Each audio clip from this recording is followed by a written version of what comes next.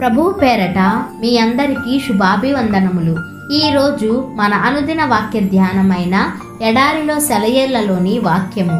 మీ దేవుడు సెలవిచ్చిన మాట ఏదనగా, నా జనులను ఓదార్చుడి ఓదార్చుడి. యెషయా గ్రంథము 40వ అధ్యాయము 1-2 వచనములు. నీ దగ్గరున్న ఓదార్పును పోగు చేసుకొని ఉండు. ఇది దేవుడు యెషయా ప్రవక్తకిచ్చిన ఆజ్ఞ. ఓదార్పు లేని హృదయాలతో ప్రపంచమంతా నిండిపోయింది. ఈ గొప్ప సేవకు నువ్వు సరిపోతావు. అయితే నీకు ముందు కొంత శిక్షణ అవసరం. అది సామాన్యమైన శిక్షణ కాదు. నువ్వు పూర్తిగా సుశిక్షితుడివి కావాలంటే ఈనాడు ప్రపంచంలో లెక్కలేనన్ని హృదయాల్లోంచి రక్తాన్ని కన్నీళ్లని పిండుతున్న శ్రమలనే నువ్వు కూడా ముందుగా భరించాలి. దైవ సంబంధమైన ఓదార్పును ముందుగా నువ్వు నీ హృదయంలోనే అనుభవపూర్వకంగా నేర్చుకోవాలి. నీవు గాయపడాలి. నీ పరమ వైద్యుడు నీ గాయాలకు కట్లు కడుతుంటే దాన్ని చూసి నువ్వు కూడా ఇతరుల గాయాలకి చికిత్స చేయడం నేర్చుకోవాలి.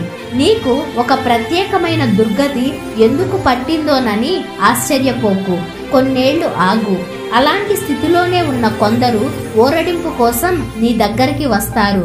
అప్పుడు నువ్వు వాళ్ళకి చెబుతావు, నాకు ఇలాంటి పరిస్థితే వచ్చింది, ఓదార్పు కూడా దొరికింది అని. నువ్వీ మాటలు చెబుతూ దేవుడు ఒకప్పుడు నీకు పూసిన ఔషధాన్ని వాళ్ళకి పూస్తూ వాళ్ళ కళ్ళల్లోని ఆశల మెరుపుల్ని, నిష్క్రమిస్తున్న నిరాశల చీకట్లని చూసినప్పుడు అప్పుడు దేవుణ్ణి కొనియాడతావు. నీ జీవితంలో ఆయన నేర్పిన క్రమశిక్షణ కోసం, ఆయన అనుగ్రహించిన గొప్ప అనుభవాల కోసం కృతజ్ఞుడవై ఉంటావు.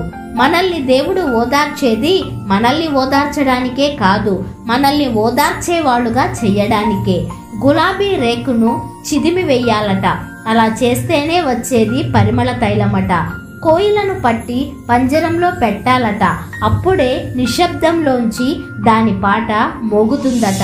ప్రేమరక్తం ఒలకలాట, స్నేహాశ్రువులు చిందాలట. అప్పుడే వాటికి ఈ లోకంలో సార్థకతట. విలువైన వాటన్నిటి కథలన్నీ ఇంతేనా?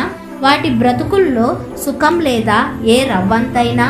అవును, నలిగిన రాత్రులు, బంధించిన పంజరాలు, నాటుకున్న ముళ్ళు, ఇవే మనకు దీవెనలు.